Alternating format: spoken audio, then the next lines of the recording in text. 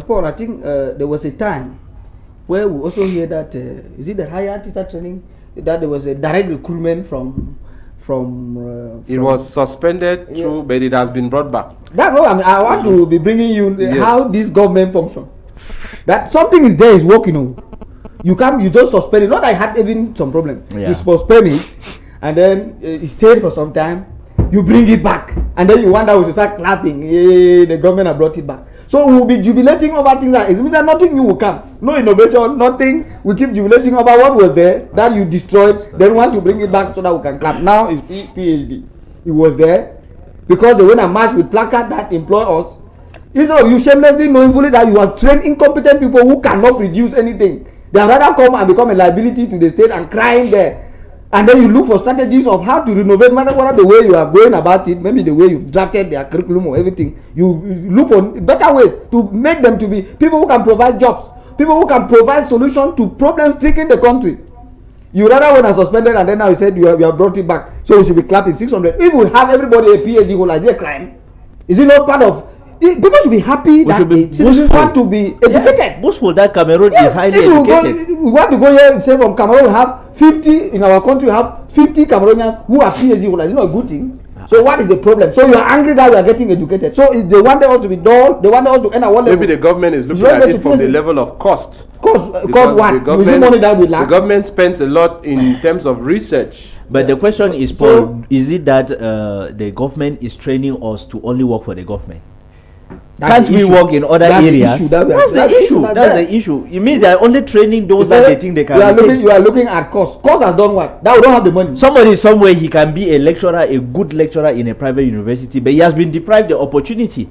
So those private universities are being taught by persons who are maybe incompetent because they have to teach in over 5 universities at the same time in order to also step up their monthly package. You know, that all of that, it is contributing. But when I look at what other countries are doing, go to Nigeria where they are just our neighbors. They are having similar issues like us, but at least when you look at the way they do train their PhD students, they give scholarships. In Cameroon, before they give you a scholarship, it's not a government scholarship, because education has been subsidized for free. They consider that that's a scholarship.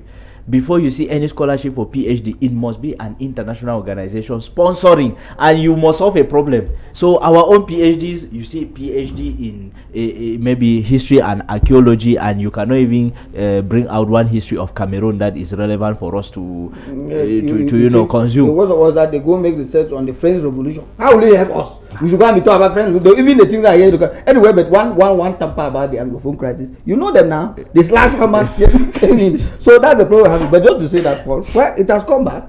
Those who think that tighten it.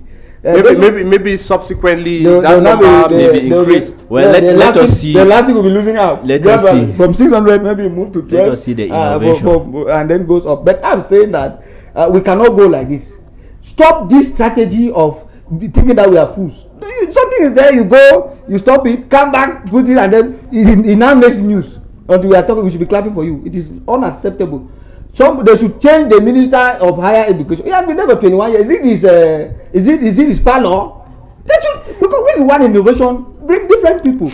He may come and develop one sector, the other person come and develop one aspect, the other person come and develop the other, and it will be good for us. You hang him there like it is his inheritance. Is that military his inheritance? 21 years, a child of 21 years, a boy that was born, got even married, 21 years. And then you still see one man seated there. What do you expect? That we are expecting some miracle to happen? And that's why we're waiting for the head of state reshufflement. That is not forthcoming. He said in the days ahead. The days ahead are not ending. The days ahead are not coming. Their head is only going ahead with no end. We have been waiting for the head of state. Now, since they gave him a resounding victory, his hand too are tight. He's looking at where do I go to when these are the people who help me to be here. That's where, who asked him, who forced him to say something? Did we go and force the words in his mouth? We are holding accountable. Head of state, bring on the reshufflement. You must bring that reshufflement. You blow it with your mouth and you must be accountable to your word. We need that reshufflement. Whether it is the back door reshufflement, whether it is the window reshufflement, or it is the front door, all that we want the reshufflement. Whether you are maintaining or you are changing them, they should be flying from one ministry. No problem. Bring the reshufflement because we want it. Well, dear televiewers, let's go for a quick break. When we come back, we shall be looking at what is causing the increase in transportation fare in Bamenda. We shall be right back.